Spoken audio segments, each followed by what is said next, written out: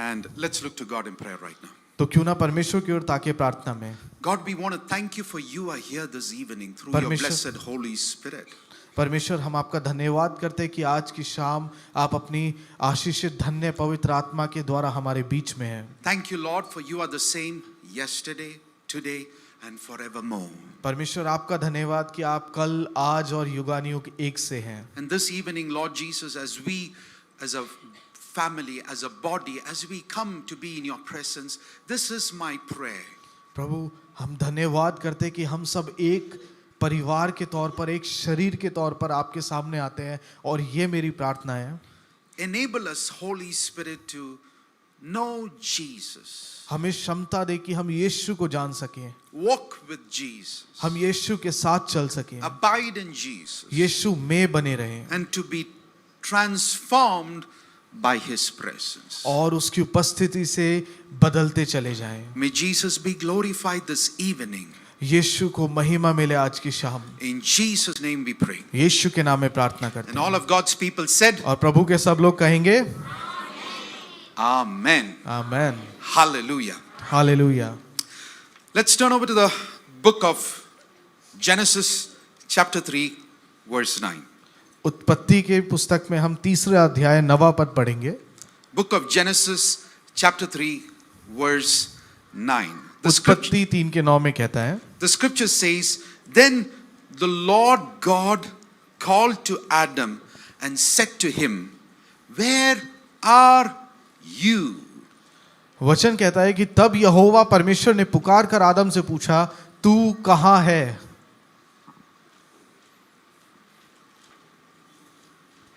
We find in the word of God हम परमेश्वर के वचन में देखते हैं that the first question that God asks is a question to man. और ये पहला सवाल है जो परमेश्वर ने एक मनुष्य से पूछा। And the first question that God asked man was, Adam, where are you? पहला सवाल जो परमेश्वर ने मनुष्य जाति से पूछा वो सवाल था, आदम कहाँ है तू? There is much to learn from God's word when we get to know why God asked man a question. कितना कुछ वचन से सीखने को है जब हम इस बात को समझते हैं कि परमेश्वर क्यों एक सवाल पूछता है। We all know that God is an omniscient God, knowing everything. हमें पता है कि परमेश्वर सब कुछ जानने वाला परमेश्वर है जो सब कुछ का ज्ञान रखता है। If God, being an omnipotent, omniscient, all-powerful, all-knowing God, asks man a question, there must be a reason why he asked Adam, where are you? अगर वो परमेश्वर जो सर्वशक्तिमान है, जो सब जगह विराजमान है, जो सब कुछ जानता है, वो सवाल पूछ रहा है कि आदम कहाँ है तू, तो इसका कोई तो मतलब होगा। In order to get to understand this and the reason why God asked Adam this question, it's good to look at how things were before God asked him this question. अगर हमें समझना है कि परमेश्वर ऐसा सवाल क्यों पूछ रहे हैं, तो हमें जानना होगा कि इस सवाल से पहले क्या हुआ। Turn over to the book of Genesis chapter 1 verse 1 and 2. उत्पत्ति का पहला अध्याय का 1 और दूसरा पद पढ़ेंगे हम। You can read it out, brother, to save time. आदि में परमेश्वर ने आकाश और पृथ्वी की सृष्टि की और पृथ्वी बेडौल और सुनसान पड़ी थी और गहरे जल के ऊपर अंधियारा था। तब परमेश्वर का आत्मा जल के ऊपर मंडराता था। Notice it says the earth was without form. ध्यान दे, यहाँ लिखा है कि पृथ्वी बेडौल और सुनसान थी। There was no shape. उसका कोई भी आकार नहीं था। Everything was empty. सब कुछ खाली था। There was no light. कोई भी प्रकाश नहीं था वहाँ। Darkness was on the face of the deep. पूरी पृथ्वी को अंधकार ने ढांप रखा था। And notice what the scripture says. और देखिए वचन क्या कहता है। In the midst of all of this, the Spirit of God was hovering over the face of waters. और इन सभी के बीच में परमेश्वर का आत्मा जल के ऊपर मंडराता था। That's the beauty of it. ये इसकी खूबसूरती है. Even in the midst of void, emptiness, darkness, the Spirit of God was on this earth. हाँ, सब कुछ खाली था, सुनसान था, बिना किसी आकार का था. उसके बावजूद परमेश्वर का आत्मा इस पृथ्वी पर मंडराता था. What was the Spirit of God doing? परमेश्वर का आत्मा क्या कर रहा था? He was hovering. वो मंडरा रहा था. This word hovering literally means it's like to flutter. ये जो शब्द मंडराना है, इसका मतलब है फड़फड़ाने जैसा. It's like a bird brooding over its eggs. ये बिल्कुल ऐसा है जैसे एक चिड़िया अपने अंडे के ऊपर पंख फहराती है.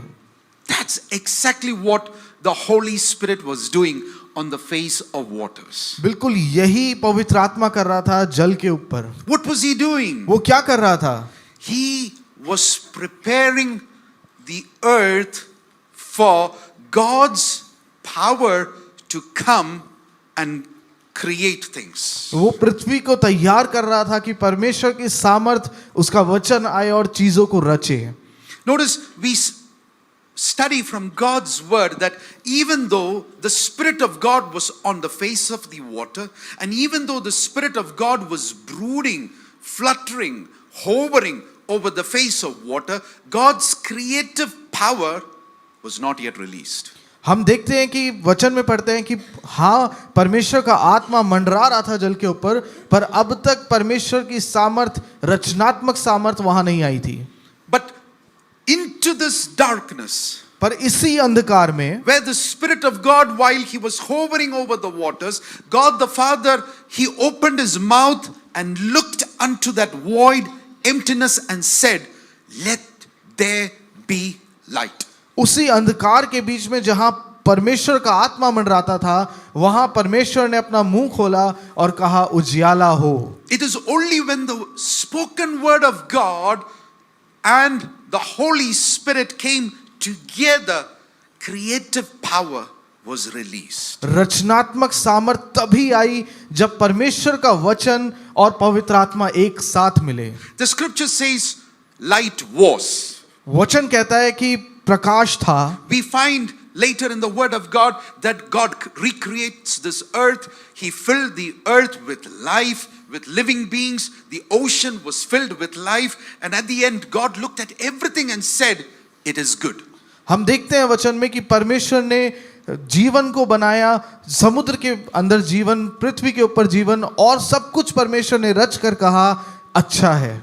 Hallelujah. Hallelujah. Notice how creation took place. देखे रचना किस तरह से हुई. Notice how void was turned into something which became so filled with abundance, and notice how darkness became light, and notice how everything turned beautiful. ध्यान दे कैसे खालीपन की अवस्था में कुछ एक बहुतायत की अवस्था आई, कैसे अंधकार में प्रकाश आया, कैसे जहां कोई जीवन नहीं था वहां परमेश्वर का जीवन आया. Everything became good by God speaking his word, and the Holy Spirit together with God's spoken word released creative power. सब कुछ बदल गया जब परमेश्वर का वचन आया और उसे लेकर पवित्र आत्मा ने रचनात्मक सामर्थ उतारी. That is the principle of God's kingdom, and that is how God's creative power is released from the spiritual into the natural. यही परमेश्वर के राज्य के सिद्धांत है. इसी तरह हम देखते हैं कि आत्मिक संसार से परमेश्वर के सामर्थ स्वाभाविक संसार में आता The है. Holy Spirit is the power of God. पवित्र आत्मा परमेश्वर की सामर्थ है. Even though the Spirit of God was hovering over the water, the power of God was not released. हाँ, अब तक परमेश्वर का आत्मा मंडरा रहा था, पर अभी तक परमेश्वर की सामर्थ नहीं वहां आई थी. The word of God is spirit, and the word of God is powerful, yet the word of God could not accomplish what God wanted to without the Holy Spirit. हाँ, परमेश्वर का वचन सामर्थी है, वो रचने की सामर्थ को रखता है, पर जब तक पवित्र आत्मा नहीं आता तब तक वो कुछ कार्य नहीं कर सकता. This shows how vital and important is the Holy Spirit and the word of God. For God, who is a spirit, and God's power in the spirit realm can only then be manifested into the natural. यहां हम देख सकते हैं कि क्यों पवित्र आत्मा इतना जरूरी है। आत्मिक संसार में परमेश्वर जो एक आत्मा है, उसका वचन और उसका वचन जो एक आत्मा है, वो सब पवित्र आत्मा के द्वारा कैसे रचता है। God looked at everything he created, and the scripture says it was beautiful, it was good. परमेश्वर ने जो कुछ रचा उसे देखा और कहा ये सुंदर है, But still, God was missing something. पर अब भी कुछ ऐसा था जो वहां नहीं था। We don't need to go into much details because you all know about it. हमें ज्यादा गहराई में जाने की जरूरत नहीं, क्योंकि मुझे लगता है आप सभी को पता है ये। Nothing that he created was in God's image. God wanted something in his own image here on earth. परमेश्वर ने जो कुछ रचा कुछ भी उसकी समानता में नहीं था, पर परमेश्वर चाहता था कि कोई हो जो उसकी समानता में हो उस पृथ्वी पर। So in Genesis chapter 1 verse 26, read it out, brother. तो उत्पत्ति 1 के 26वें पद में हम देखते हैं, God says, let's create man. फिर परमेश्वर ने कहा हम मनुष्य को अपने स्वरूप के अनुसार अपनी समानता में बनाए। Notice why God wanted to create man. देखिए यहाँ परमेश्वर क्यों रचना चाहता था मनुष्य को। What was the need of man on earth? क्या जरूरत थी मनुष्य की इस पृथ्वी पर? It's because there was nothing on the face of this earth which was in God's image. क्योंकि इस पृथ्वी पर कुछ भी ऐसा नहीं था जो परमेश्वर की समानता में हो। God wanted something on earth in his image and his likeness. परमेश्वर चाहता था कि इस पृथ्वी पर कुछ हो जो परमेश्वर की समानता में हो, उसके स्वरूप में हो, Something that could have dominion. कुछ ऐसा जो अधिकार रख सके। So what does God do? तो परमेश्वर ने क्या किया? He is now about to create man. अब परमेश्वर एक मनुष्य को बनाने जा रहे हैं, इसलिए Hallelujah. Hallelujah. So the angels in heaven heard God say, let us create man in our image. तो स्वर्गदूतों ने स्वर्ग से सुना परमेश्वर को कहते हुए कि आओ हम मनुष्य को अपने स्वरूप के अनुसार अपनी समानता में बनाएं। I believe all of the angelic host might be waiting now for God to open his mouth and speak, let there be man. और मुझे लगता है कि सारे स्वर्गदूत इंतजार कर रहे होंगे कि कब परमेश्वर कहेगा कि मनुष्य बने और हम मनुष्य बनाएंगे। All the angels are waiting. और सारे स्वर्गदूत इंतजार कर रहे हैं। God is going to create man. परमेश्वर मनुष्य को बनाने जा रहा है। And all, Michael, Gabriel, all of them are waiting. He's going to speak the word. और मिकाएल, जिब्राइल, ये सारे स्वर्गदूत इंतजार कर रहे हैं कि परमेश्वर बोलने जा रहा है। Where is the Holy Ghost? पवित्र आत्मा कहाँ है? Holy Spirit is on earth. पवित्र आत्मा पृथ्वी पर है। And angels might have said, okay, the Holy Ghost is on earth. God, now open your mouth, speak your word, let there be man. और स्वर्गदूत इंतजार कर रहे होंगे, वो हो सकता है सोच रहे हो कि बस पवित्र आत्मा पृथ्वी पर है, परमेश्वर अपने मुंह को खोले, वचन को बोले कि मनुष्य उत्पन्न हो। And all the angels are waiting. और सारे स्वर्गदूत इंतजार कर रहे हैं, He's not opening his mouth. पर परमेश्वर बोल नहीं रहे हैं। They only heard, let us create man. उन्होंने सिर्फ इतना सुना कि आओ हम मनुष्य को बनाएं। And they're wondering why God is not going to create man. Why God is not speaking his word. और वो सोच रहे हैं कि परमेश्वर क्यों नहीं बोल रहे हैं, बोल करके क्यों नहीं रच रहे हैं। Silence. और बिल्कुल शांति होगी। All the angels are waiting. और सारे स्वर्गदूत इंतजार कर रहे हैं। Maybe he'll open his mouth now वो इंतजार कर रहे हैं कि किसी भी बल परमेश्वर अपने मुंह को खोलेंगे and say, let there be man. और कहे कि मनुष्य रचे। They are waiting. और सब स्वर्गदूत इंतजार कर रहे They are हैं, waiting. वो इंतजार कर रहे हैं। God's not opening his mouth. परमेश्वर अपने मुंह को नहीं खोल रहे हैं। Silence. बिल्कुल शांति है। Angels are looking at one another. स्वर्गदूत एक दूसरे की तरफ देख रहे हैं। Is God resting? क्या परमेश्वर आराम कर रहे हैं? He's not opening his mouth. वो बोल क्यों नहीं रहे हैं? Silence. बिल्कुल शांति है, No word is spoken. कोई भी शब्द नहीं बोला गया। And then they see और तब उन्होंने देखा God rise up from his throne. परमेश्वर अपने सिंहासन से उठ खड़े हुए। And then they see God walk out of heaven. और उन्होंने देखा परमेश्वर स्वर्ग से उतरे। And then they see God himself stepping on earth into the garden of Eden. और उन्होंने देखा कि परमेश्वर स्वयं आए, उन्होंने कदम रखा अदन की वाटिका में। And all the angels are thinking, what is God doing? और सारे स्वर्गदूत सोच रहे हैं परमेश्वर क्या कर रहे हैं? This is very unusual. ऐसा तो कभी हमने नहीं देखा। He created the sun, परमेश्वर ने सूर्य बनाया, the moon, चंद्रमा बनाया, He filled the earth with animals and life. He filled the ocean with so much of life, and everything was so beautiful. And he never stepped onto earth. But now, when it came to creating man, God Himself is stepping on earth into this garden. उन्होंने इस पृथ्वी पर जीवन रचा, समुद्र में जीवन रचा, सब कुछ परमेश्वर ने बोल करके सिंहासन पर बैठे बैठे बोला और रच गया। पर जब मनुष्य को रचने की बारी आई तो परमेश्वर स्वर्ग छोड़ करके अदन की वाटिका में उन्होंने कदम रखा। And then they see God with His hands taking the mud and forming something. और तब स्वर्गदूत देखते हैं कि परमेश्वर अपने हाथों से मिट्टी को ले रहा है और कुछ बना रहे हैं। And the angels were seeing, और सारे स्वर्गदूत देख रहे हैं, hey, अरे what is God doing? परमेश्वर क्या कर रहे हैं? He's forming something that looks like Him. वो कुछ ऐसा बना रहे हैं मिट्टी से जो उनके समान दिखता है। Hands, हाथ है उसके, legs, उसके पाँव हैं, a head, उसका सिर है, eyes, आंखें हैं, ears, कान है, mouth, मुंह है, nose. नाक है। God Himself with His hands, He's forming something. परमेश्वर खुद अपने हाथों से कुछ बना रहे हैं, कुछ रच रहे हैं। And then they see God now do something very new to them. और तब उन्होंने देखा कि कुछ परमेश्वर बिल्कुल नया कर रहे हैं। If until now God opened His mouth and spoke His word, अगर अब तक परमेश्वर ने अपना मुंह खोला बोलने के लिए अपने वचन को, now they see God take His mouth and put it on His nose and breathe into His nostrils. पर अब उन्होंने कुछ अलग देखा। उन्होंने देखा कि परमेश्वर अपना मुंह खोलते हैं और आदम की नाक पर रख करके उसमें फूंकते हैं। Until then, man had no life. अब तक मनुष्य में कोई भी जीवन नहीं आया था, It was just a body. ये सिर्फ एक शरीर था। His blood was not flowing. उसका लहू नहीं बह रहा था, अब तक There was no life. कोई जीवन नहीं था, His heart was not beating. उसका हृदय नहीं धड़क रहा था, There was no life. वहां कोई भी जीवन नहीं था। But once God breathed into his nostrils the breath of life, which the scripture also calls Ruah, which is the Spirit of God, तो जब परमेश्वर ने अपने श्वास को फूका आदम के अंदर, जो कि वचन में जिसको रुआ भी कहते हैं, जो जीवन का श्वास है, at that very moment life came into Adam. और उसी पल जीवन आदम में आ गया। His heart started to beat. Dum, dum, dum, dum, dum.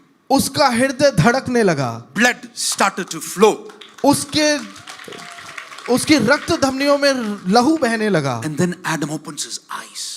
और तुरंत आदम ने अपनी आंखें खोली। He sees not his wife, not his spouse, not his children. He sees his creator, God. उसने अपनी पत्नी, अपने बच्चे, अपने आसपास की चीजें नहीं देखी, उसने सबसे पहले अपने रचने वाले परमेश्वर को देखा। Hallelujah. Hallelujah. Notice how life came into man. देखिए कैसे जीवन मनुष्य के अंदर आया। Man's body had no life. मनुष्य के शरीर में कोई भी जीवन नहीं था। But when God breathed into his nostrils his breath of life, from the Spirit of God, man's spirit was born. पर जब परमेश्वर ने उसके नथनों में श्वास फूका, अपना जीवन का श्वास, तो परमेश्वर के आत्मा के द्वारा मनुष्य का आत्मा पैदा हुआ। That's why God breathed into his nostrils his breath. इसलिए परमेश्वर ने अपना श्वास आदम के नथनों में फूका था। Even though man's flesh body is made from the ground, हाँ, मनुष्य का शरीर भूमि से बना है, मिट्टी से बना है, man's spirit proceeded from God's spirit. पर मनुष्य की आत्मा परमेश्वर की आत्मा में से निकली है। Hallelujah. Hallelujah. It was only because of the spirit in man the body had life. मनुष्य के अंदर जो आत्मा उत्पन्न हुई, उसी की वजह से उसके शरीर में जीवन आया। Hallelujah. Hallelujah. This is very important to know, ये जानना बहुत जरूरी है, because we need to tap into God's life in order for his life to bring life into our bodies. हमें परमेश्वर के जीवन में कदम रखने की जरूरत है, इससे पहले कि परमेश्वर का जीवन हमारे भीतर आए और हमें हमारे शरीरों को जीवन दे। Adam's spirit proceeded from God's breath, God's spirit. आदम का आत्मा परमेश्वर के आत्मा में से, परमेश्वर के श्वास में से आया. Life flowed from God through his spirit into Adam's spirit. जीवन परमेश्वर की आत्मा में से बहते हुए आदम की आत्मा में आया. Hallelujah. हालेलुया.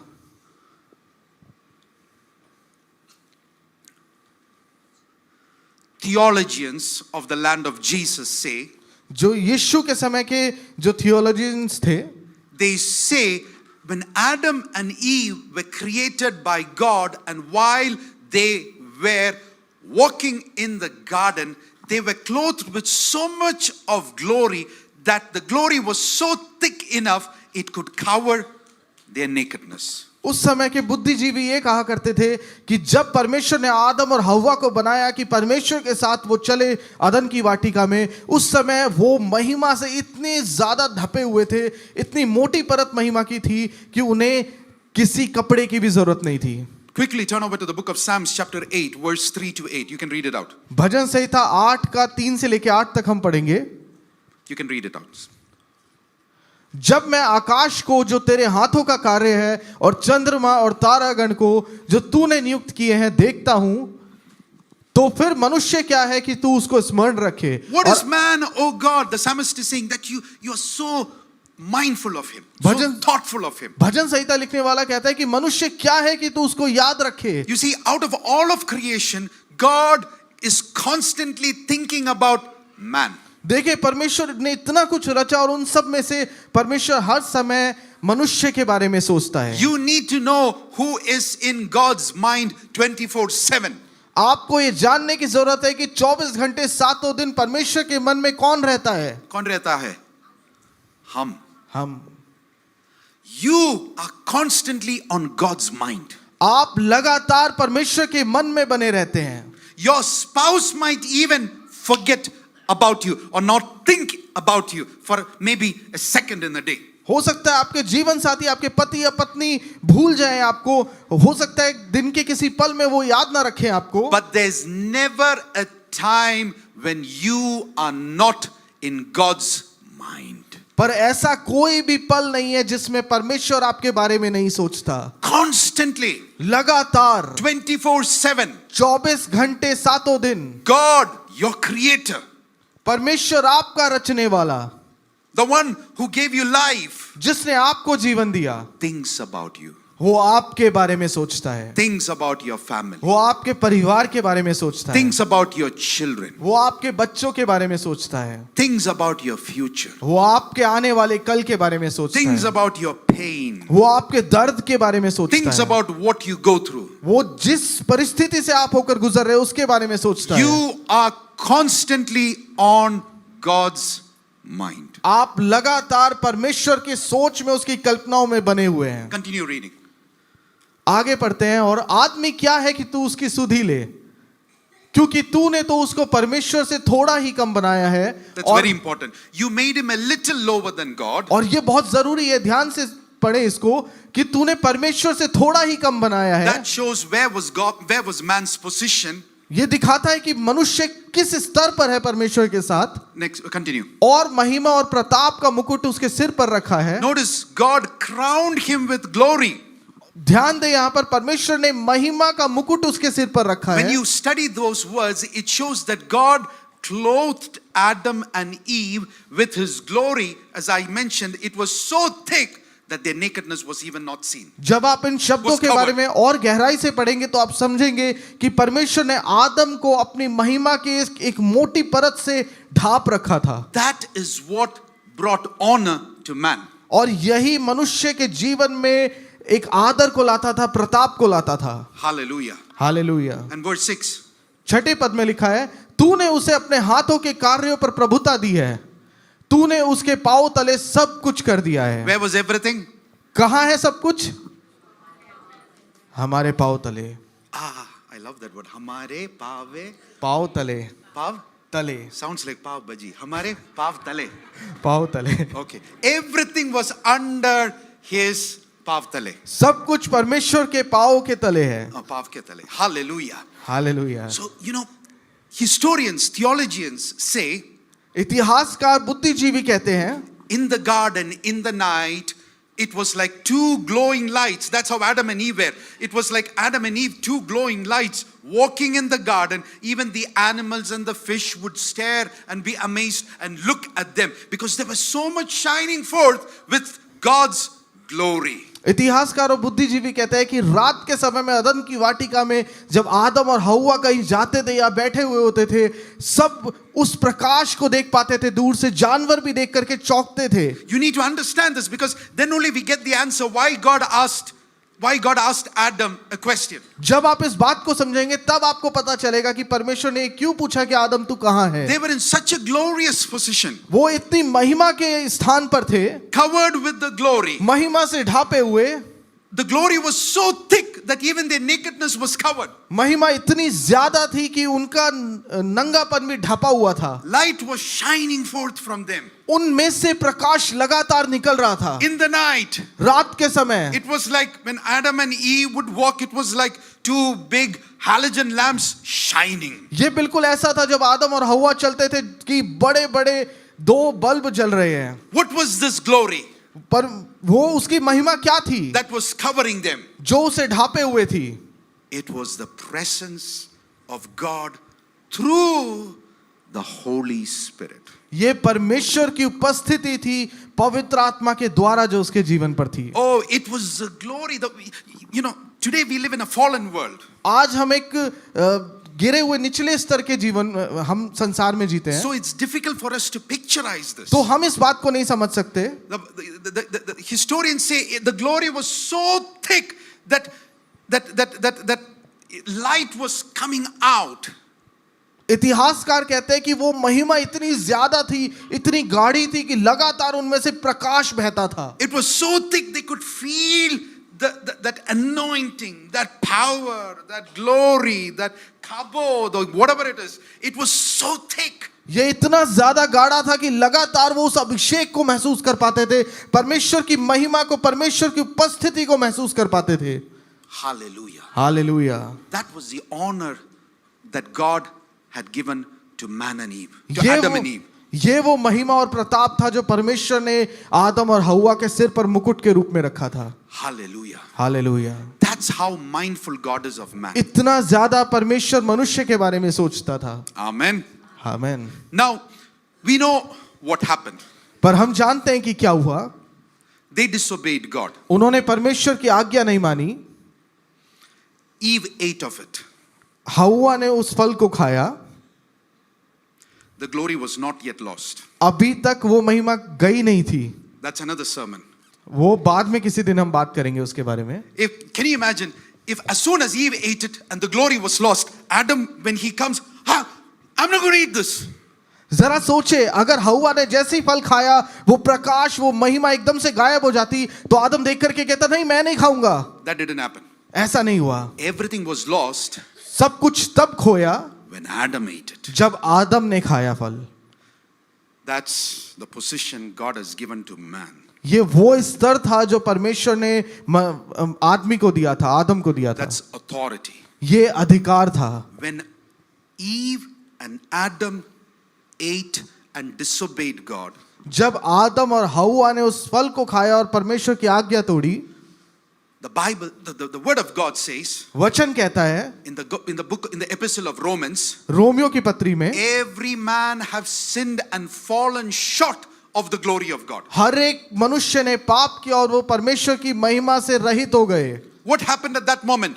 क्या हुआ उस पल? When they sinned, जब उन्होंने पाप किया, the glory of God which was so thick over them and which covered them was lifted. जो परमेश्वर का गाढ़ा महिमा उनको ढापे हुए था वो अचानक से चला गया. And immediately they realized they were naked. और अचानक से उन्हें इस बात का एहसास हुआ कि अरे हम तो नंगे हैं. Amen. Amen. Turn over to the book of Genesis chapter 3. उत्पत्ति के 3 अध्याय में देखते हैं. Genesis chapter 3 verse 7. उत्पत्ति 3 के 7 में लिखा है. 3 verse 7 to 9. This is very important. 3 के 7 से लेके 9 तक हम पढ़ेंगे. बहुत जरूरी है, ध्यान से सुने. I'm heading into one direction. एक दिशा में हम जा रहे हैं. Genesis chapter 3 verse 7. The glory that was upon them which covered them was lifted. वो महिमा का ढाप जो उन्हें हमेशा ढापे हुआ था वो अचानक से चला गया वापस। Amen. Amen. And then the scripture says, और तब वचन कहता है the eyes of both of them were opened, तब उन दोनों की आंखें खुल गईं and they knew they were naked. और उन्हें मालूम हुआ कि वो नंगे हैं। They sewed fig leaves together and made themselves coverings. तो उन्होंने अंजीर के पत्ते जोड़ जोड़कर खुद को ढापने के लिए कपड़े बनाए। Notice what it says, the eyes of both of them were opened. ध्यान दे यहाँ लिखा है कि उन दोनों की आंखें खुल गई। Why does it say their eyes were opened? Until now were their eyes closed? ये ऐसा क्यों लिखा है कि उनकी आंखें खुल गई? क्या वो अब तक आंख बंद करके रहते थे? No. नहीं। Then what does it mean their eyes were opened? तो इसका मतलब क्या है कि उनकी आंखें खुल गई? If until they sinned, Adam and Eve, when they were looking at natural things, you need to understand, they were seeing things through the glory of God. They were seeing things through the spiritual realm. The spiritual realm was priority to them until then. परमेश्वर उनके मनुष्य के पाप करने से पहले तक ऐसा था कि वो जब आंखों से इस स्वाभाविक संसार को देखते थे वो आत्मिक दृष्टि से देख पा रहे थे, वो परमेश्वर की दृष्टि से चीजों को देखते थे। उनकी प्राथमिकता आत्मिक संसार था बजाय स्वाभाविक संसार के। Until they fell into sin, जब तक वो पाप में नहीं पड़े they could see both the natural world वो स्वाभाविक संसार को भी देखते थे and the spiritual world. साथ ही साथ वो आत्मिक संसार को भी देखते थे। It was interconnected. It was blending. ये आपस में मिला हुआ था, एक तरह से जैसे घुल जाता है। They could see into the natural ये मनुष्य देख पाता था स्वाभाविक चीजों को through the spiritual. आत्मिक आंखों से। But now, पर when they sinned, जब उन्होंने पाप किया the glory that covered them, the Holy Spirit, it was lifted up. वो महिमा जो उन्हें ढापे हुई थी वो पवित्र आत्मा वापस चली गई। And now, और अब their spiritual eyesight was closed उनकी आत्मिक दृष्टि बंद हो गई and they could fully see into the natural realm. और वो पूरी तरह से सिर्फ स्वाभाविक संसार को देख पा रहे थे। Because they had partaken of the fruit of knowledge of good and evil, where they could know what was good and what was evil. क्योंकि उन्होंने भले और बुरे के ज्ञान के फल को खाया था तो अब उन्हें पता था कि क्या भला है और क्या बुरा। Their eyes were fully opened once the glory was lifted. उनकी आंखें, इस शारीरिक आंखें पूरी तरह से खुल गई जैसे ही परमेश्वर की महिमा उठ गई उनके ऊपर से। Notice what happens after that. ध्यान दे क्या लिखा है इससे आगे। Now they are trying to cover their nakedness with the natural abilities. अब वो अपने नग्नपन को ढांपने की कोशिश कर रहे हैं स्वाभाविक चीजों से। They're trying to take fig leaves and they are trying to stitch and make a covering. वो अंजीर के पत्तों को ले रहे हैं, खुद को ढांपने के लिए उसे सिल रहे हैं। So notice, once the glory of God that covered them, which was the Holy Spirit and the glory of God, once that was lifted, ध्यान दे जब परमेश्वर का आत्मा, पवित्र आत्मा जो है वो उनके ऊपर से उठ गया, their eyes were fully open to the natural. They lost sight of the spiritual. उनकी आंखें, स्वाभाविक आंखें पूरी तरह से खुल गई और वो अब आत्मिक आंखों से नहीं देख पा रहे थे। And now they try to meet their physical needs through human natural ways. और अब वो अपने शरीर की जरूरत को पूरी करने की कोशिश कर रहे हैं अपने स्वाभाविक तरीकों से। Those of you who know the word of God will understand where this is heading. जिन्हें परमेश्वर के वचन के बारे में ज्ञान है वो समझ पा रहे होंगे कि हम किस दिशा में जा रहे Those हैं। of you who understand the word of God know what is happening with Adam. जो परमेश्वर के वचन को जानते हैं वो इस बात को समझ पा रहे होंगे कि आदम के साथ क्या हो रहा था इस समय। When Adam sinned, जब आदम ने पाप किया, listen to me very carefully. ध्यान दे मेरी बात पर, When Adam and Eve fell into sin, जब आदम और हव्वा ने पाप किया, Adam was now being born again. आदम एक नए जीवन में प्रवेश कर रहा था, वो दोबारा पैदा हुआ। When Adam sinned, जब आदम ने पाप किया, he was now born again from life to death. अब वो दोबारा पैदा हो रहा था जीवन से हटकर मृत्यु के जीवन में. When Adam was created and formed by God, जब परमेश्वर ने आदम को बनाया था, he was born first in the spirit by the Spirit of God. वो पहले आत्मा में रचा गया था परमेश्वर की आत्मा के द्वारा. The spirit realm was first to him. उसके लिए प्राथमिकता जो थी सबसे पहले आत्मिक आयाम आता था. That was the realm through which God intended for man to operate in. वो एक ऐसा आयाम था जहां परमेश्वर कदम रखता था, परमेश्वर कार्य करता था, उसकी सहायता करता था कि आदम कार्य को कर सके. God never said neglect your physical realm. परमेश्वर ने कभी ऐसा नहीं कहा कि स्वाभाविक संसार को नजरअंदाज करो. God was concerned about physical realm. हाँ, परमेश्वर स्वाभाविक संसार के बारे में भी चिंता He करता था. told man, tend and keep the garden. उसने मनुष्य से कहा कि हाँ, अदन की वाटिका की रखवाली कर. He blessed them with his spirit, with his empowerment, enabling them to multiply and to subdue and to fill the earth. उसने परमेश्वर ने उनको सशक्त किया अपनी आत्मा, अपनी सामर्थ के द्वारा कि वो फले फूले और सब कुछ अपने अधिकार में ले ले. The physical realm was of vital importance for man because that was man's mission here on earth. हाँ, स्वाभाविक संसार मनुष्य के लिए जरूरी था क्योंकि यही उसका उद्देश्य था. पर God wanted him to operate, function in the physical realm not through his physical body but through the Spirit of God. पर परमेश्वर नहीं चाहता था कि मनुष्य इस स्वाभाविक संसार में अपने शारीरिक चीजों के द्वारा, अपने शरीर की कोशिशों के द्वारा कार्य करे, बल्कि वो चाहता था कि वो आत्मिक चीजों से काम करे. When man was formed by God, Adam was born from the Spirit. जब मनुष्य को परमेश्वर ने अपने अंदर से रचा तो आदम आत्मा में से रचा गया. That was his first birth. वो उसका पहला जन्म था. Spiritual birth. वो आत्मिक जन्म, To be born of the Spirit. कि वो आत्मा से जन्मा जाए. But when he fell into sin, पर जब वो पाप में गिरा, he was born again वो दोबारा जन्म लिया उसने. from life to death. जीवन में से हटकर मृत्यु में. Amen. Amen. Notice what happens after that. देखिए उसके बाद क्या हुआ. And then you find all of the works of the flesh. और फिर आप देखते हैं कि वो शरीर की सारी कोशिशें कर रहा है. Trying to meet their needs through their own human abilities. वो अपने शरीर की क्षमताओं के द्वारा वो अपनी जरूरतों को पूरी करने की कोशिश कर रहा है. That's not the way how God called them to function. परमेश्वर ने इस तरह से उन्हें कार्य करने के लिए नहीं चुना था. They lost sight of the spirit realm. वो आत्मिक संसार को देखने की क्षमता खो चुके थे. And notice what it says in verse 8. और देखिए 8वें पद में क्या लिखा है. जल्दी. तब यहोवा परमेश्वर जो दिन के ठंडे समय में वाटिका में फिरता था, उसका शब्द उनको सुनाई दिया. तब आदम और उसकी पत्नी वाटिका के वृक्षों के बीच यहोवा परमेश्वर से छिप गए. Hid themselves from the presence of the Lord. उन्होंने परमेश्वर की उपस्थिति से खुद को छुपा लिया. Running away from the presence of God. वो परमेश्वर की उपस्थिति से भाग रहे थे. अब They are functioning the manner how they were not called to function. वो उस तरह से काम कर रहे थे जिस तरह से परमेश्वर ने कार्य करने के लिए उन्हें नहीं बनाया They were था. running away from God. वो परमेश्वर से दूर भाग रहे थे. Hiding away from वो God. छुप रहे थे परमेश्वर से. And then notice what the scripture says. और ध्यान दे वचन आगे क्या कहता है. The Lord God called man and said to him, Adam, where are you? तब यहोवा परमेश्वर ने पुकार कर आदम से पूछा, आदम तू कहाँ है. Listen to me carefully. ध्यान से सुने.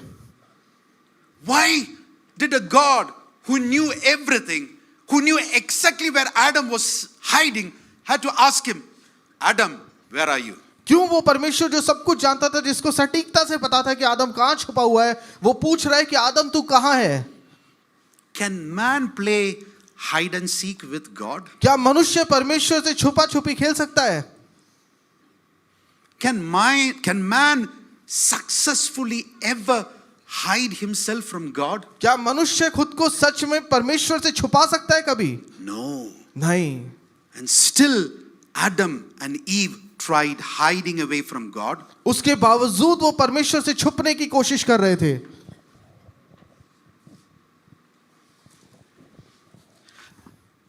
They hid away from God. वो परमेश्वर से छुप गए. And now God asks him, Adam, where are you? और अब परमेश्वर पूछता है उससे कि आदम कहाँ है तू? Why did God ask Adam, where are you? पर क्यों परमेश्वर पूछ रहा है कि आदम कहाँ है तू? Number one reason was because God wanted Adam to know where he had fallen from. क्योंकि पहला कारण यह है कि परमेश्वर चाहता था कि आदम जाने कि वो कहां से गिरा है. It's not that God didn't know where Adam was. ऐसा नहीं था कि परमेश्वर नहीं जानता था कि आदम कहां है. He wanted Adam to know, Adam, do you know where you have fallen from? पर परमेश्वर चाहता था कि आदम इस बात को जाने कि आदम क्या तू जानता है कि तू कहां से गिरा. Because unless Adam knew where he had fallen from, Adam could not be brought back unto God. क्योंकि जब तक आदम को ये पता नहीं चलेगा कि वो कहां से गिरा, कहां गलती हुई, वो वापस परमेश्वर के पास नहीं आ सकता. You know, if you have a GPS, Google Maps, अगर आपके पास जीपीएस है, गूगल मैप में लोकेशन है, you need to go to, let's say, Nainital. अगर आपको नैनीताल जाना है, If your destination is Nainital, मान लेते हैं आपको नैनीताल जाना है, the GPS will never let you reach Nainital unless you set your present position.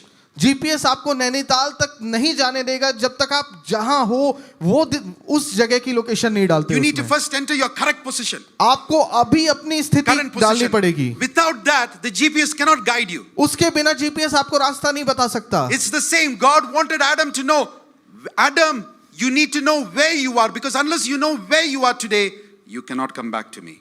तो परमेश्वर इसी तरह चाहता था कि आदम जाने कि वो अभी कहां पर है, क्योंकि जब तक उसे पता नहीं होगा कि वो अभी कहां पर है, वो परमेश्वर की ओर नहीं जा सकता.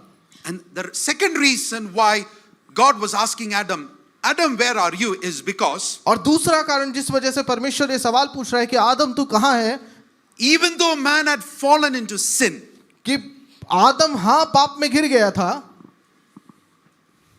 God was expecting Adam to be in his meeting place. पर परमेश्वर की उम्मीद थी, परमेश्वर को आशा थी कि आदम उनके मिलने के स्थान पे जहां परमेश्वर मिलने आता था वहीं मिलेगा उसे.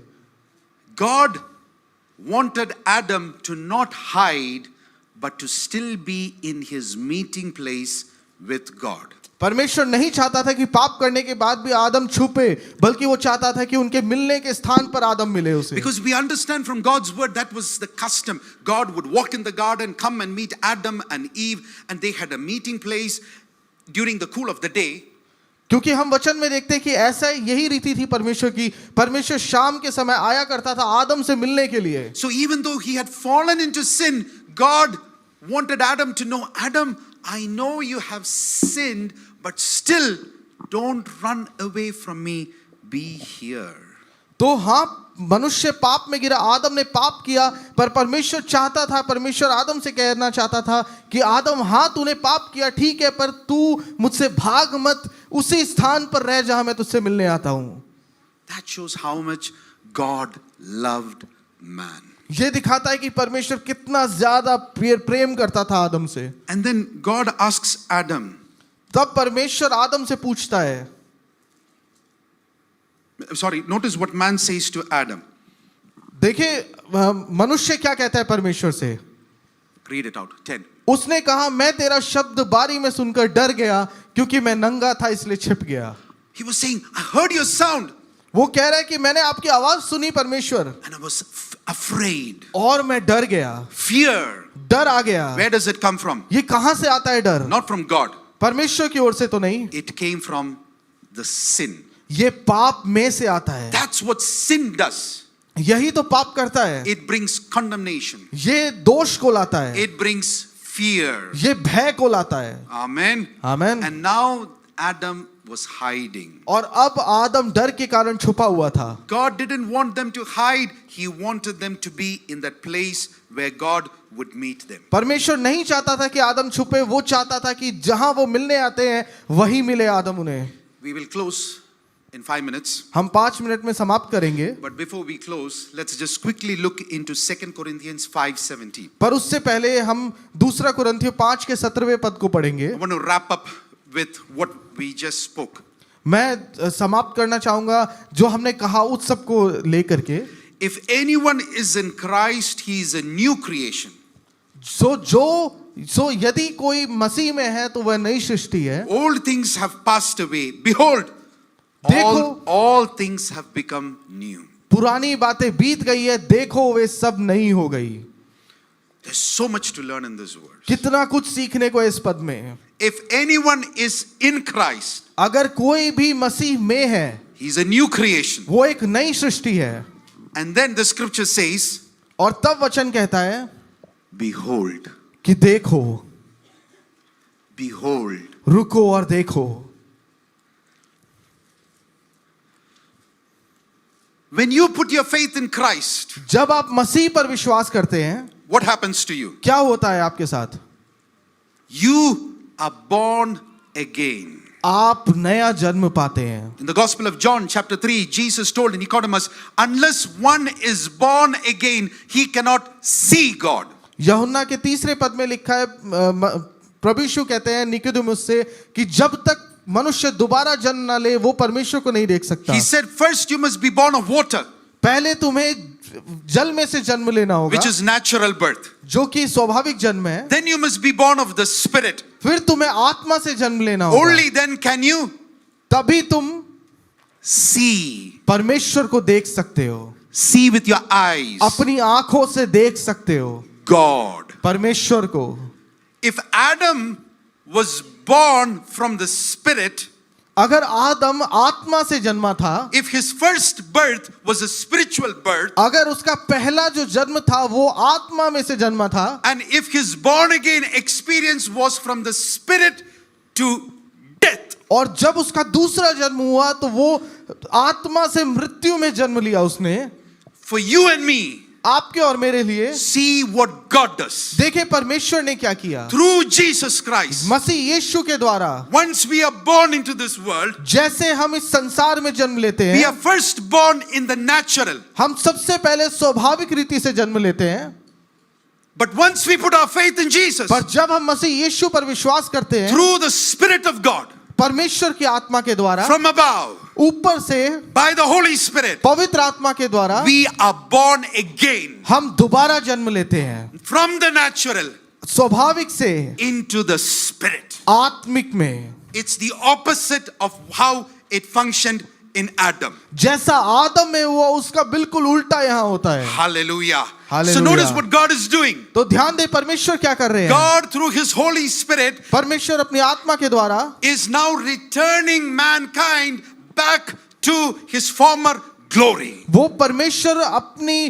पुरानी महिमा में ही वापस आदम को रख रहे हैं, Through the Holy Spirit, पवित्र आत्मा के द्वारा। in Jesus, यीशु मसीह में you and I are born from the natural into the Spirit. आप और मैं स्वाभाविक संसार से आत्मा में जन्म लेते That's हैं। what the scripture says. If anyone is in Christ, यही वचन कहता है कि जो कोई मसीह में है, the key is in Christ. कुंजी मसीह में है। In Christ, we become a new creation, मसीह में हम एक नई सृष्टि हैं, which means a new species. इसका मतलब है कि एक नया तरह के व्यक्ति। And you know what's the peculiarity of this species? देखिए इस प्रजाति की खासियत क्या है। The species is recreated by the Holy Spirit in such a manner that this new species can carry the presence of God here on earth. ये नई प्रजाति पवित्र आत्मा इस तरह से बनाता है कि वो परमेश्वर की उपस्थिति को, परमेश्वर की महिमा को एक बार फिर से लिए चले। When Adam and Eve sinned, जब आदम और हव्वा ने पाप किया, the glory that covered them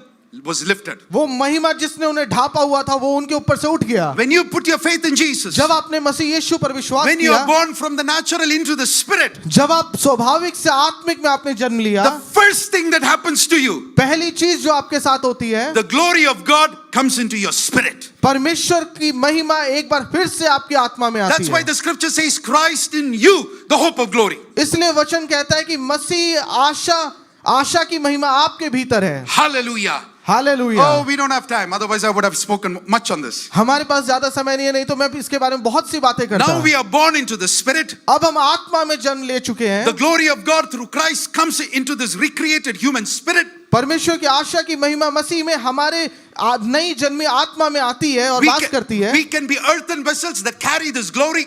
हम एक ऐसे पात्र हैं इस पृथ्वी के जो परमेश्वर की महिमा को लिए चलते हैं। What happened to Adam when he sinned? जब आदम ने पाप किया तो क्या हुआ? He lost sight of the spirit realm and his eyes was fully opened into the natural. उसने आत्मिक संसार को देखने की क्षमता को खो दिया था। But now, पर अब once we are born into the spirit, जब हम आत्मा में वापस जन्म ले चुके हैं, receive the glory of God through Christ into our spirit. हम मसीह से परमेश्वर की महिमा को वापस अपनी आत्मा में पा चुके You हैं। know what God tells you? पता है परमेश्वर आपसे क्या कहता है? I, through my Holy Spirit, have enabled you to now open your eyes and see into the spirit. And God tells you, behold.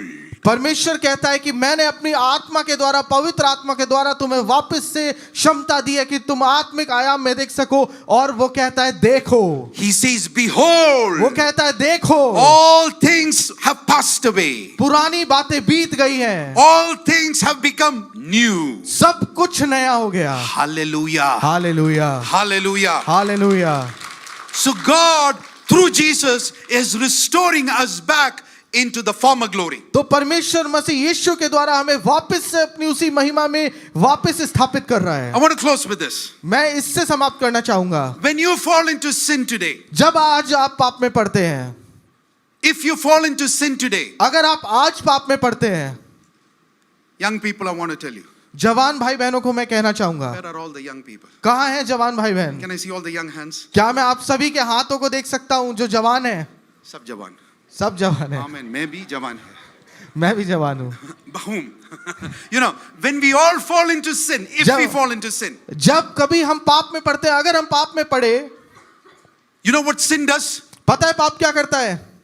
It brings fear. वो भय को लाता है। It wants to pull you away from God. वो आपको परमेश्वर से दूर खींचना चाहता है। If you fall into sin, अगर आप पाप में पड़ते हैं, sin will speak to you. पाप आपसे कहेगा, God will not forgive you. परमेश्वर तुम्हें माफ नहीं करेगा। God hates you. परमेश्वर तुमसे नफरत करता है। Sin will bring fear. पाप आपके भीतर भय को लाएगा। You know what it will do? पता है वो क्या करेगा? It will bring condemnation. वो आप में दोष को लाएगा। It will pull you away वो आपको दूर खींचेगा from God. परमेश्वर से, Far away from God. और दूर परमेश्वर से खींचेगा वो। As a child of God, परमेश्वर के संतान होने के नाते when you fall into sin, जब आप पाप में पड़ते हैं, you know what God tells you? पता है परमेश्वर आपसे क्या कह रहा है? Just like He called Adam, Adam, where are you? वो जैसे आदम को पुकारा, उसने आदम कहाँ है तू? When you sin, जब आप पाप करते हो, your God will call you. परमेश्वर आपको पुकारता है, Donnie, Donny where are you? कहाँ हो तुम? Sister Lata, बहन लता, where are you? आप कहाँ हो? Where are you? आप कहाँ हो? Sankita, बहन संगीता, आप कहाँ हो? where are you? कहाँ हो आप? Usha, Usha, बहन उषा, where are you? आप कहाँ हो? When you fall into sin, जब आप पाप में गिरते हो, the devil will come and tell you, दुष्ट आएगा और आपको बताएगा God hates you. कि परमेश्वर तुमसे नफरत करता है, He has given up on you. उसने तुमसे हार मान ली है। Young people, when you fall into sin, जब जवान भाई बहन आप पाप में गिरते हैं, Jesus hates you. यीशु आपसे नफरत करता है। Understand, Jesus tells you, समझे, यीशु आपसे कहता है, पर no matter how much you fall into sin, तुम कितना भी पाप में क्यों ना गिर जाओ, come back. वापस आ जाओ। God says, परमेश्वर कहता है, in Christ my son, मसीह में मेरे पुत्र, behold, देखो there is a place for you. एक स्थान है तुम्हारे लिए, Because in your spirit, क्योंकि आत्मा में you are my child. तुम मेरी संतान हो। Yes, you have fallen into sin, हाँ, तुम पाप में गिरे, but your spirit पर तुम्हारा आत्मा is born of my spirit. वो मेरी आत्मा से जन्मा है। Your father is not the devil, it is me. तुम्हारा पिता दुष्ट नहीं है, बल्कि मैं हूँ। So even if you fall into sin, तो चाहे तुम पाप में ही क्यों ना गिरो, don't run away, भागो मत मुझसे, don't hide, मुझसे छुपो मत, come to my son.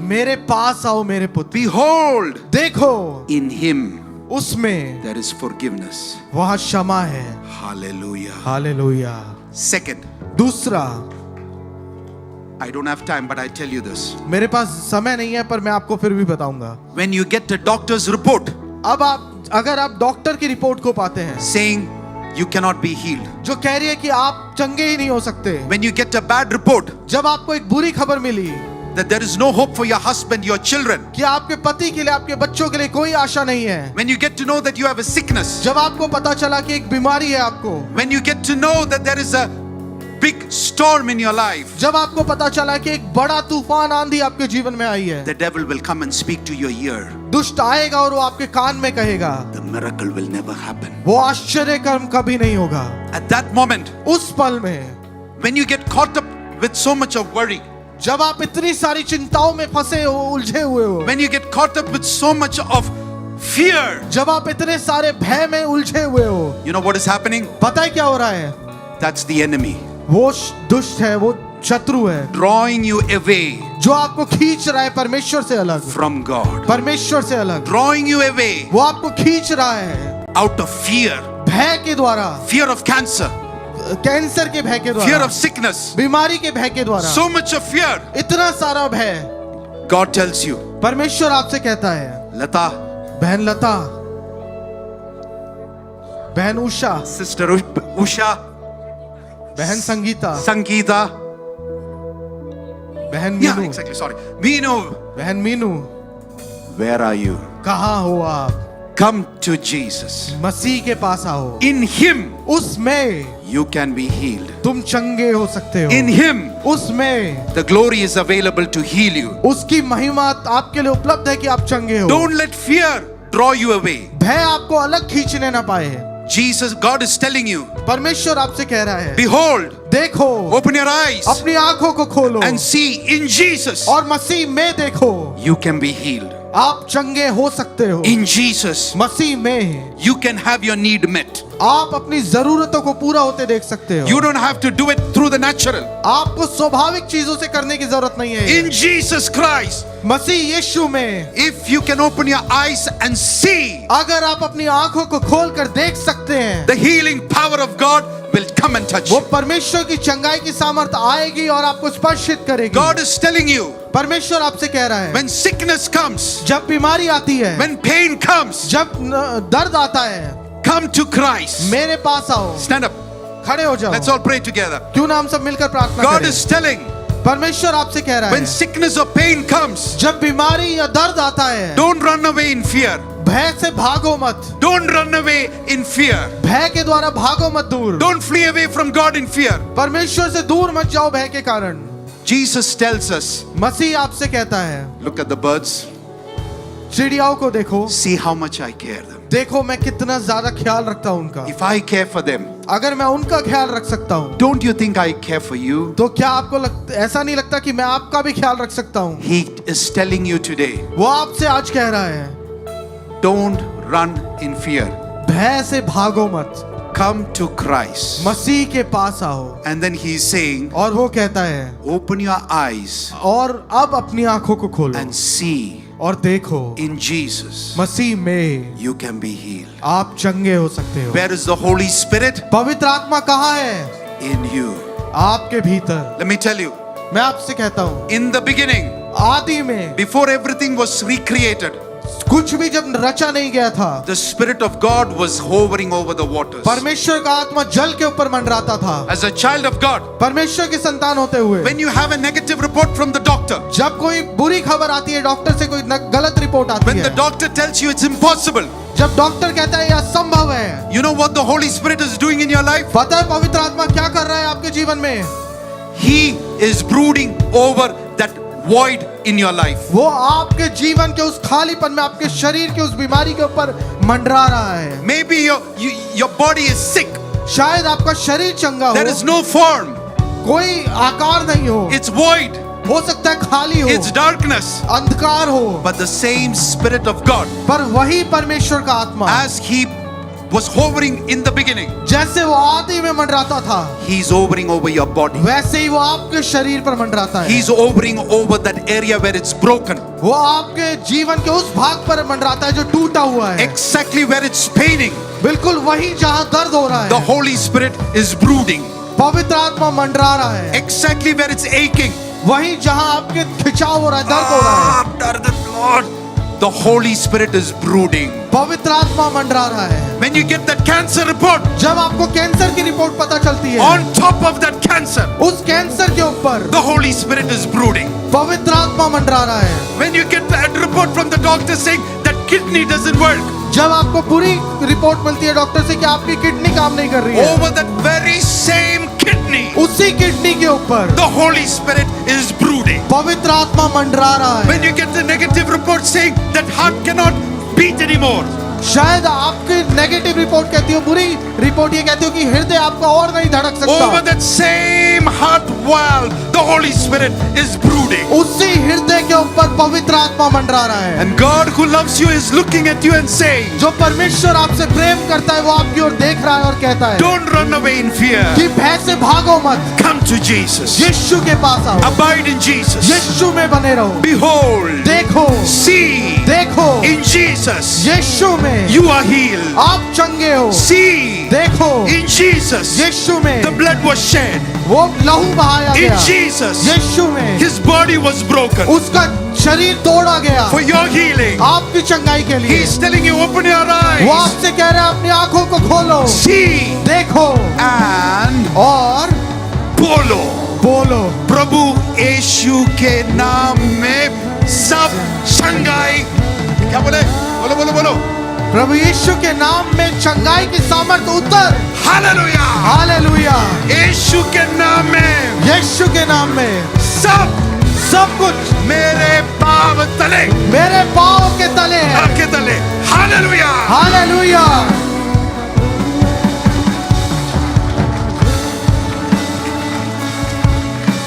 Let's all close our eyes. क्यों ना अपनी आंखों को बंद करें, Let's pray together. क्यों ना प्रार्थना करें एक What we साथ। are going to do right now हम क्या करने जा रहे हैं अब? is to thank God हम परमेश्वर का धन्यवाद for करेंगे his son Jesus. उसके पुत्र यीशु के लिए। We are going to see हम देखेंगे what Jesus did. यीशु ने क्या किया। We are going to see हम देखेंगे that through Jesus कि मसीह यीशु में our bodies are healed. हमारे शरीर चंगे हैं। This is the time to see ये वो समय जब हम देखेंगे with your natural eyes closed, अपनी स्वाभाविक आंखों को बंद but करके, open your spiritual eyes अपनी आत्मिक आंखों को खोले and see और देखें in Jesus यीशु में healing is touching you. चंगाई आपको छू रही है। In Jesus, यीशु में by his stripes, उसके कोड़े खाने से your bodies are made whole. आपके शरीर पूरे हो रहे, संपूर्ण हो रहे हैं। See देखें the Holy Spirit पवित्र आत्मा hovering over your sick body. आपके बीमार शरीर के ऊपर मंडरा रहा है। See देखो the Holy Spirit hovering over darkness. पवित्र आत्मा अंधकार के ऊपर मंडरा रहा है। See देखो the Holy Spirit hovering over emptiness. पवित्र आत्मा खालीपन पर मंडरा रहा है। See देखो in Jesus, यीशु में God loves you. मसीह आपसे प्रेम करता है। See देखो in Jesus, यीशु में you are forgiven. आप क्षमा किए गए हैं। In Him, उसमें you are healed. आप चंगे हैं। See देखो under your feet is sickness. आपके पांव तले आपकी बीमारी, Under your feet is cancer. Cancer आपके पांव तले है, Under your feet is the devil. आपके पांव तले है दुष्ट। And now, और देखो open your mouth आप अपने मुंह को खोलो and speak और बोलो in the name of Jesus. यीशु के नाम में Sickness, बीमारी leave my body. मेरे शरीर को छोड़, Sickness, बीमारी leave my family. मेरे परिवार को छोड़, Cancer, cancer leave my family. मेरे परिवार को छोड़, Every demon of sickness, हर एक दुष्टात्मा बीमारी की get out of my body. मेरे शरीर से निकल जा। My children belong to Jesus. मैं यीशु से प्रेम करता हूँ। My children belong to Jesus. मेरे बच्चे यीशु के My हैं, family belongs to मेरा Jesus. परिवार यीशु का Now है। lay your hands मैं अब अपने हाथों को रखूंगा, over your body अपने शरीर पर रखे अपने हाथ and speak over your life. और अपने जीवन पर बोले My body is blessed. मेरा शरीर आशीषित है, My family is blessed. मेरा परिवार आशीषित है, My body is healed. मेरा शरीर चंगा है In Jesus' name. यीशु के नाम में। Hallelujah. Hallelujah. Let's worship the Lord. क्यों ना हम आराधना करें प्रभु की। सारा जग